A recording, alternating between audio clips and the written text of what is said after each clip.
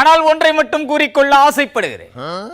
ஒலிம்பிக்கை தொடங்கி வைப்பதற்கு காலம் கண்ணடிக்காத காரணத்தால் ரியோவுக்கு என்னுடைய புறாவை மட்டும் அனுப்பி வைத்திருக்கிறேன். எனது புறா சமாதானத்தின் தூதுவராக அங்கே சென்றிருக்கிறது. போன புறா திரும்பி வரும் வரைக்கும் இடிதாங்கி சமாதானமாக இருக்க மாட்டான் என்பது உங்களுக்கு தெரியும். அது புறாவுக்கும் புரியும். அதனால் இன்று மட்டும் சாம்பார் சாதத்தோடு சமரசம் ஏற்படுத்தி கொள்ள இடிதாங்கி தயாராகிவிட்டான் என்பதையும் சுட்டிக்காட்டு. இதுதான் தியாகம்.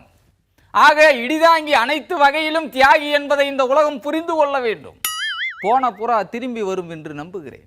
திரும்பி வரும் புறா ஒலிம்பிக்கில் உள்ள அந்த 5 வளையல்களில் ஒன்றையாவது ஆட்டை போட்டு விட்டு வரும் என்றும் நம்புகிறேன். ஏன் என்று சொன்னால் நமக்கு பதக்கங்கள் வசமாகாவிட்டாலும் வளையலையாவது தட்டி சென்று வந்துவிட்டோம் என்று இடிதாங்கி பெருமை பீத்திக் கொள்ளலாம். இதை நான் ராஜதந்திரம் என்று சொல்ல மாட்டேன், இதையும் தியாகம் என்று தான். ஜிஎஸ்டி மசோதா ஓகேயா என்று எஸ்டிடி போட்டது முதலில் இடிதாங்கிக்குத்தான். ஏனென்றால் இப்படி ஒரு வரியை போட வேண்டும் என்று ஐடியா கொடுத்ததே நான் தான். ஆனால் நான் இல்லாத நேரத்தில் அதை அமல்படுத்தினால் இடிதாங்கி வரிப்புலியாக மாறிவிட மாட்டானா? உடனே இடிதாங்கி ஜி என்று இறங்கி வந்து சமாதானப்படுத்தினார்கள்.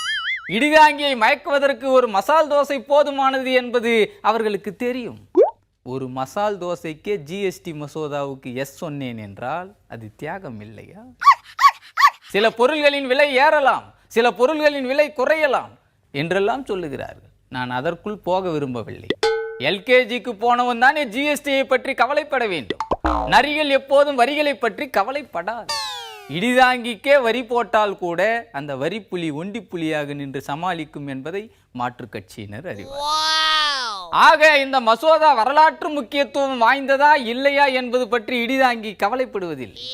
தோசைக்கு ஒரு வரியும் மசாலாவுக்கு ஒரு வரியும் போடுவதை விட இரண்டுக்கும் ஒரே வரி போட்டால் இடிதாங்கி ஒரே வாயில் இரண்டையும் உள்ளே தள்ளுவதற்கு ஏதுவாக இருக்கும்.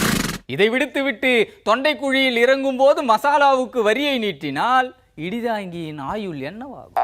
இதை புரிந்து கொண்டு அது ஏபிசிடி வரியாக இருந்தாலும் சரி, ஜிஎஸ்டி வரியாக இருந்தாலும் சரி, சாப்பிட்ட சாப்பாடு செரிமானமானால் எல்லாம் சரி என்ற உண்மையை கூறி உங்கள் எல்லோரையும் எச்சரித்து விடைபெறுகிறேன். நன்றி, வணக்கம்.